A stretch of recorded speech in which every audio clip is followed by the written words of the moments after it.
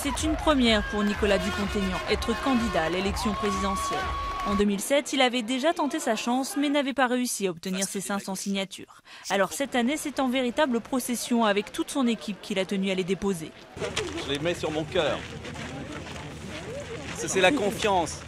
À 51 ans, le député maire de l'Essonne, fondateur du mouvement Debout la République, se veut le représentant du patriotisme tranquille, loin de l'image que Nicolas Sarkozy a donnée de la droite depuis 5 ans. Son point de référence, De Gaulle, évidemment. Être gaulliste, c'est rappeler que si nous sommes là, élus de la République, c'est pour servir la dignité de l'être humain. Une France libre, c'est une France qui reprend son destin en main. Une France libre, ce sont des Français qui pensent par eux-mêmes. Voilà ce que c'est que la France libre et nous allons la ressusciter. Ancien élu de l'UMP, parti dont il tente de prendre la tête par 2 fois en 2002 et 2004, celui qu'on surnomme NDA claque la porte en janvier 2007 après de nombreux désaccords, au premier rang desquels son opposition farouche à la Constitution européenne en 2005.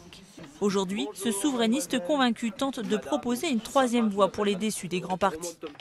On peut défendre la France, on peut créer de l'emploi en France sans être aux extrêmes, ni à gueuler comme M. Mélenchon, sans proposer de vraies solutions, ni à rejeter comme Mme Le Pen, pour faire croire que c'est la faute d'une certaine catégorie de population si la France va mal. Sauveur de la France face à la mondialisation et à l'ouverture des frontières, il veut quitter l'Union européenne et sortir de l'euro. Objectif, reconstruire une Europe des neufs tout en luttant contre la dictature du marché. C'est vrai que l'Europe, elle dérive. Faire une Europe sans les peuples, je pense que c'est l'erreur de l'Europe. Et une Europe qui ne se fait pas de façon supranationale, de collaboration entre les gouvernements, ça me paraît une chose excellente.